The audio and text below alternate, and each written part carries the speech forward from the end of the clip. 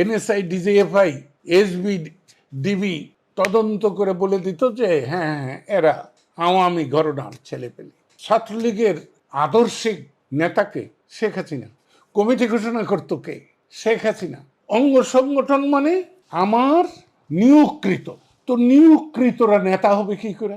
মলমূত্র ছাড়া তো আমাদের রাজনৈতিক নেতারা কোনো কিছু ত্যাগ করে না। আমি কোনোদিন ছাত্রলীগ বা আওয়ামী লীগে কোনো উপদলীয় কোন্দলের সঙ্গে যুক্ত হইনি। আপনি আসলে তো অন্য কিছু করতে পারতেন। কি মানে রাজনীতিতে আসলেন, ছাত্রলীগ করলেন বা ছাত্র নেতা তৈরির জন্য যা যা করার দরকার সেটাও করলেন। মানে এছাড়া কি অন্য কিছু ভাবেননি? রাজনীতি কেন আসলেন? আমি তো কোনোদিন রাজনীতি করেছি বলে আমার মনে হয় না। আমি খোলামেলা কথা খুব পছন্দ করি। আমি রাজনীতি করি না।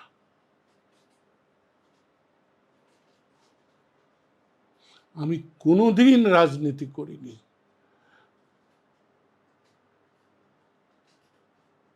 আমি অন্যায়ের বিরুদ্ধে, অনাচারের বিরুদ্ধে আমি প্রতিবাদ করেছি।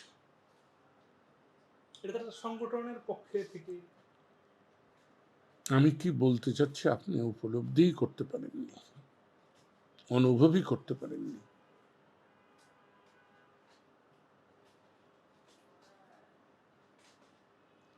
আমি যখন ক্লাস মানে সপ্তম শ্রেণীতে পড়ি, আমার বাবার সাথে কথা বলতে পারতাম না বলে আমি লিখে তার টেবিলে রেখে চলে আসি। আমি যেদিন রেখে আসি তারও 7 বছর পরে আমি এটা বুঝি যে আমি ওটা স্মারকলিপি দিয়েছিলাম আমার বাবাকে।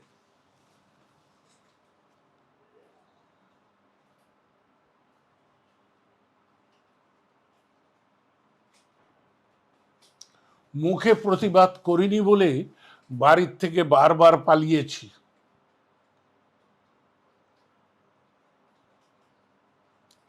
আমার এই পারিবারিক প্রতিরোধ, ক্ষোভ বিক্ষোভ, এটা জাতীয় সামগ্রিক জীবনে এক সময় উদ্ভাসিত হয়েছে। মাত্র এই, তাই আমার জীবনে আমি একেবারে হলফ করে বলতে পারি আমি কোনোদিন ছাত্রলীগ বা আওয়ামী লীগে কোনো উপদলীয় কোন্দলের সঙ্গে যুক্ত হইনি, কোনোদিন না। যে জন্য আমার কোনোদিন পদ পদবি মিলেনি এবং এই আকাঙ্ক্ষাও আমার ছিল না, আজও নাই। আপনাকে একটা মজার গল্প বলি। কয়েকদিন আগে জনা 35-40 বেশ কি বড় সড়ো, ওরা উপজেলা লেভেলে বেশ বড় সড়ো নেতা, 2-3 উপজেলার থেকে আসছে। তারা বলতে বলতে বলে ফেললো যে দাদা আমরা সব দেউলিয়া হয়ে গেছি। আমি বললাম যে তোমরা কথাটা এক অর্থে তোমাদের মনে হচ্ছে তোমরা দেউলিয়া হয়েছ, কারণ তোমরা 1999 সালে যা ছিলে আজকে 2025-এ এসে তাই আছো। কিন্তু 1999 সালে যাদের চাল চুলু ছিল না তারা এখন অর্থবিত্তের মালিক, গাড়ি চড়ে। এটা দেখার ফলে তোমাদের কিন্তু 99 সালে যা ছিল এখনো তাই আছে, বাড়েনি। কিন্তু ওদের ওই সম্পদের বৃদ্ধিতে চাকচিক্যে তোমাদের মনে হচ্ছে তোমরা দেউলিয়া হয়ে গেছো। ঘটনাটা কিন্তু তাই। অনেকেই এভাবে ভাবে, কিন্তু আমার এসব ভাবনা নাই। এদেশের অনেক বঙ্গভবনে গিয়েছে যারা এককালে আমার অনুগ্রহ ভাজন ছিল। এমন লোক বঙ্গভবনে গিয়েছে যে 1964 সালে আমি যে সবার প্রধান অতিথি, সে সবার তিনি মাত্র একজন সাধারণ বক্তা মাত্র, তিনিও বঙ্গভবনে গিয়েছেন। হ্যাঁ, কিন্তু আমি কিন্তু এ নিয়ে কোনো অস্থিরতা নাই, কারণ আমার একটা বোধ আছে যে ওরা যে চরিত্র বৈশিষ্ট্যের অধিকারী, ওরা যে চিন্তা চেতনা মননের ধারণ করে, আমি সেটা ধারণ করি না। অতএব ওরা যা পাবে আমি তা পাবো না। আমার তো পাওয়ার দরকার নাই, আমার পাওয়ার একটা দরকার আছে, মানুষের ভালোবাসা, মানুষের স্নেহ, মানুষের উচ্ছ্বাস। আমি যত সরল সহজ ভাষায় কথা বলি, আসলে কিন্তু আমি দুষ্ট লোক।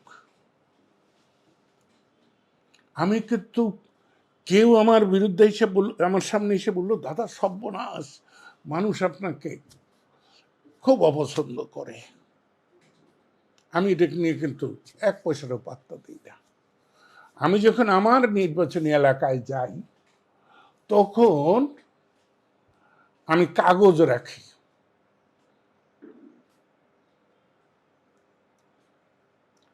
তো আমাকে দেখে কে দাঁত কেলাইয়া হাসলো, আর কে শনি দেবতার পূজা হিসাবে সালাম আলাইকুম দিলে, এই দুইটা আমি গুনে রাখি, গুনে গুনে নাম্বার দিয়ে রাখি। দিন শেষে হিসাব করে দেখি যে দাঁত কেলানোর সংখ্যা 80-র উপরে, আর মুখ না সালাম দিয়ে পারে না এমনের সংখ্যা এই 15-20-এর মধ্যে। তাই আমি কোনোদিন কাউরে তোয়াক্কা করি নাই। একটা প্রশ্ন যেটা হলো, হ্যাঁ, যে কারণে আপনাকে বললাম যে রাজনীতিটা কেন করলেন বা করেন। আমি তো বললাম যে মানে যে আমি কারণে জানি না, আইজও জানি না যে আমি রাজনীতি করি কিনা। না, মানে যে কারণে প্রশ্নটা করলাম যে আপনাদের সময়, মানে আপনার জুনিয়র বলি, সমসাময়িক বলি বা সিনিয়র যদি থাকে তাকে বলি, তাদের মুখ থেকেই শোনা। আপনিও নিজে বলেছেন যে প্রতিবাদের ভাষা মানুষের জন্য কথা বলা। অর্থাৎ আমি এটা বুঝতে চাই যে আপনারা তো মানুষের পক্ষে কথা বলেছেন, আপনারা নিজেরা ছাত্রলীগ করে ছাত্রলীগ নেতা বানিয়েছেন। কিন্তু গত 16-17 বছর আমরা দেখলাম যে, আমি খুব দুঃখিত, সরি, যে দর্শক, টেন্ডারবাজ বা দুর্নীতিবাজ, এই বিষয়গুলো আমরা ছাত্রলীগ না না না না, গত 16 এই একেবারে বাংলাদেশ নয়, পাকিস্তান থেকে শুরু করে আমাদের এই টেন্ডারবাজি, পারমিটবাজি, এই ঘুষ খাওয়া, এইগুলা রাজনৈতিক নেতৃত্বের ধারাবাহিকতা। তো মনে রাখতে হবে, 1972 সালে বাংলাদেশের বাজেট কত ছিল তাকে জানেন? 587 কোটি টাকা। 587 কোটি টাকা। এইখানে খাইলে বড় জোর 50 কোটি টাকা, হ্যাঁ, তার বেশি তো হইতে পারে না। আর 2024 বাজেট হলো 8,82,000 কোটি টাকা। তাহলে পরিমাণ বা পরিধি বাড়ার সঙ্গে সঙ্গে দুর্নীতির পরিমাণ এবং পরিধি বেড়েছে মাত্র। ছিল না এটা নয়, সব সময় ছিল, সব সময় আছে, এখনো আছে, কিন্তু পরিমাণ তখন কম ছিল, পরিধি তখন ছোট ছিল। এখন পরিমাণ বেড়েছে, পরিধি বেড়েছে, তাই ওই দুর্নীতি অনাচারের মাত্রাও বেড়েছে। আচ্ছা, আমি এটা বলিনি, জানতে চাইনি, আমি বলছি যে আপনারা তো নেতা বের করতে পেরেছেন, উদ্বুদ্ধ করেছেন, কিন্তু এখনকার যে ছাত্রলীগরা দেখলাম 16-17 বছরে, সেখানে তো আমরা দেখলাম যে দর্শক এটা ডিজিটাল যুগ। এখানে কেন আহ, এখানে তো ভোগ করার জন্য, ত্যাগ করার জন্য তো না। মলমূত্র ছাড়া তো আমাদের রাজনৈতিক নেতারা কোনো কিছু ত্যাগ করে না। হুম। গত 16 বছর 17 বছর বা আরো বেশি সময়তে আমরা তো কোনো ছাত্রলীগের নেতা দেখিনি, আমরা অভিযুক্ত বা মানে শেখ হাসিনা বা ওবায়দুল কাদেরদের নির্দেশিত পথে চলা ছাত্রলীগ দেখছি, যেটা আপনি 4 আগস্টের আগে শুনেছেন যে যে আমার ছাত্রলীগই যথেষ্ট। ওদের নির্দেশিত পথে চলে। ওরা ছিল, যারাই আসছে তারা নিয়োগকৃত। ছাত্রলীগের আদর্শিক নেতাকে শেখ হাসিনা। কমিটি ঘোষণা করত কে? শেখ হাসিনা। কমিটি ঘোষণার তরিকা কি? এনএসআই, ডিজিএফআই, এসবি, ডিবি তদন্ত করে বলে দিত যে হ্যাঁ হ্যাঁ এরা আওয়ামী ঘরনার ছেলেপেলে। ব্যাপারটা হলো যে আমরা যখন ছাত্রলীগ করেছি তখন ছাত্রলীগ অঙ্গ সংগঠন ছিল না। ছাত্রলীগ কিন্তু একটা স্বতন্ত্র সংগঠন। ছাত্রলীগের সভাপতি ছাত্রলীগের নেতা।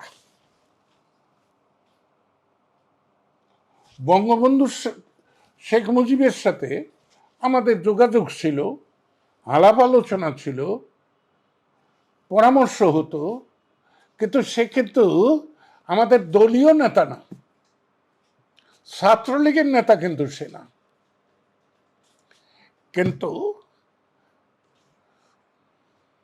মজা অনেক। জেনারেল জিয়াউর রহমান সাহেব যখন লাইসেন্স দিয়ে রাজনৈতিক দল গঠনের সুযোগ দিলেন, তখন সেই সুযোগের যে প্রজ্ঞাপন সেখানে বলে দিলেন যে ছাত্র একটি অঙ্গ ছাত্র সংগঠন থাকতে হবে। ভাতৃপ্রতিম সংগঠন না, ভাতৃপ্রতিম না। ভাতৃপ্রতিম আর অঙ্গ এক না কিন্তু। আমার ভ্রাতা বঙ্গবীর কাদের সিদ্দিকী আর আমার ডান হাত এক না কিন্তু। এটা আমার অঙ্গ আর সে হলো আমার ভ্রাতা। তো এইটা তিনি বলে দিলেন। তার ফলে তাহলে সবাই, ছাত্রলীগ, যুবলীগ, কৃষক লীগ, শ্রমিক লীগ, তাঁতি লীগ, মাছ লীগ, কয়লা লীগ, কমলা লীগ, আম লীগ, জাম লীগ, কাঁঠাল লীগ সবই অঙ্গ সংগঠন হয়ে গেল।